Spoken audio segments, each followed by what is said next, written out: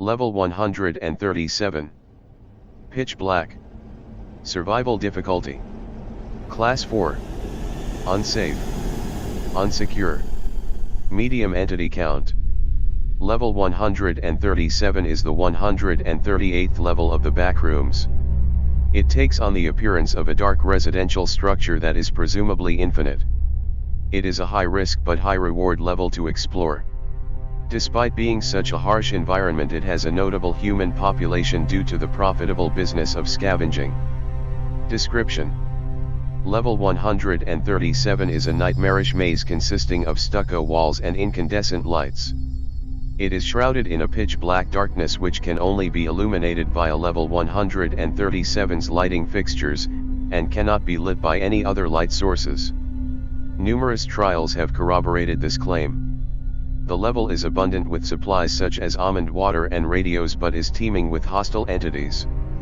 There are an innumerable amount of light switches, a majority of which are non-functional, and electrical outlets in this complex.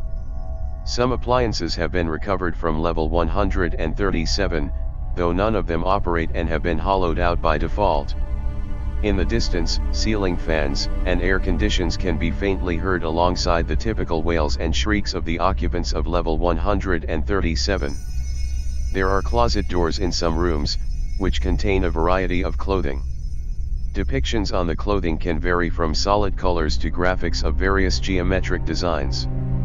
There is a very distinct rotting odor which is emitted through the vents, which has been traced to numerous corpses found slumped against the walls of level 137. It is easy for one's sanity to decline rapidly after being exposed to this caliber of abnormality, so it is mandatory that you be stocked with a plentiful amount of almond water. Exits are copious but have proven burdensome to reach, as the excessive quantity of hostile entities residing in level 137 makes it difficult to exit without injury. Cabinets in some rooms may contain almond water in large quantities, making it a profitable yet treacherous way to obtain the liquid. It has been proven difficult to navigate due to its high entity population, but apparently entities have active and inactive hours.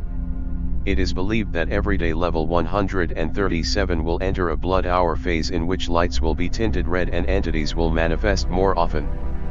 There is also a period of time in which level 137 will enter a cold hour where entity count would be reduced significantly. The incandescent lights can be unscrewed and fixed to a battery to create a makeshift flashlight. A notable example of these flashlights is the Jorgensen device, which was used in one of the first expeditions into level 137. These devices would prove useful at navigating through the level, but could also attract unwanted attention from entities. Colonies and outposts. Due to the resource-heavy areas of level 137, it has gained the interest of many groups which have sought out to construct outposts to maximize profit from such resources. The level is often explored by groups of wanderers who will often set up outposts, so the following list is most likely incomplete. Forward Operating Base Midnight. FOB Midnight is a MEG outpost constructed for research and military intervention. It is mostly defunct, as all operations there were halted until recently.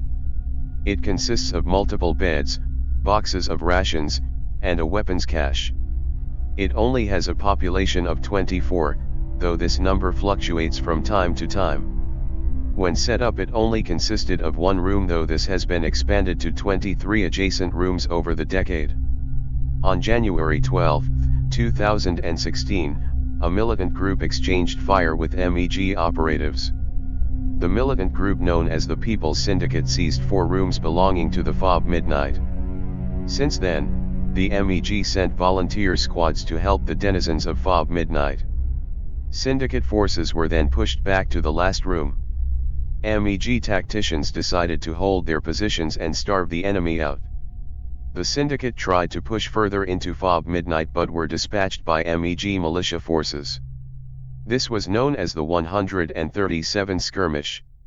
Since then, FOB Midnight has been a profitable outpost of the MEG and its allies. Recently, an initiative to double the size of the outpost was started. When the initiative is finished, FOB Midnight will be able to sustain a larger population. Luxembourg District. The Luxembourg district is a collection of outposts pledging loyalty to the People's Syndicate. It consists of 62 adjacent rooms and has a population of 82 people, which was previously 103. Since this district is located in the harsh environment of level 137, they do not venture very far beyond their district's barricades, so it is hard for them to interact with other outposts in proximity. During one particular battle between the Luxembourg district and FOB Midnight, their barricade was breached by armed forces of FOB Midnight, resulting in 23 syndicate casualties. Residing entities. The entity population in level 137 is large and diverse, as the level is a suitable environment to host many of these entities. Some of the entities residing in level 137 include but are not limited to Smilers, Insanities, Facelings, Skin Stealers, Clumps, Simmer Beings. Documents. Mission statement. One should not pursue goals that are easily achieved. One must develop an instinct for what one can just barely achieve through one's greatest efforts. The greatest of fear is fear of the unknown, yet we must overcome even the greatest of fears in the pursuit of science. For this very reason, a dozen operatives have been tasked with venturing into level 137 to document the environment and conclude if proper settlements can be achieved in such a place. Antecedent explorations.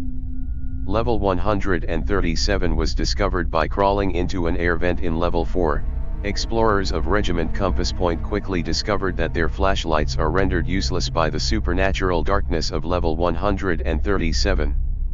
The aforementioned explorers were drawn to an incandescent light which led them to a corridor. Upon entering the door at the end of the corridor, an insanity made an attempt at dispatching an operative. The entity was dispatched quickly, but in the process it alerted other entities in proximity. The operatives were stranded and fought for their lives. The stucco walls were painted in gore and volleys of bullets flew throughout the endless tenebrosity. The room reeked of decay and our operatives have once again escaped the clutches of death. After exiting with their lives and minimal information, one thing was concluded in the struggle: we must venture into this dark abode once more for the betterment of society. Trial 137A.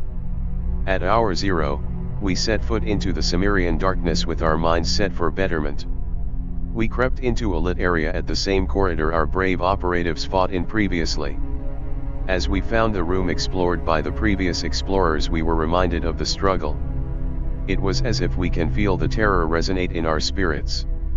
We set up our weapons cache in the room quietly, marking it as our forward operating base. We ran basic tests to cut down the time while we waited for the second team to arrive with the rest of the equipment. During the tests we found that only lighting originating from level 137 can illuminate the dark. When we turned on the light, we felt a chilling presence as if being spectated by demonic spirits. One operative began to plug in equipment to an electrical outlet when a Smiler pulled her into the dark away from the fob. We decided to chase down this instance of Entity 3 to save our operative from death. We ran into the dark armed but stumbled across a corpse slumped against the wall. We knew what it was and returned to the fob before we met the same fate. At hour 1 our secondary team arrived with the much needed equipment.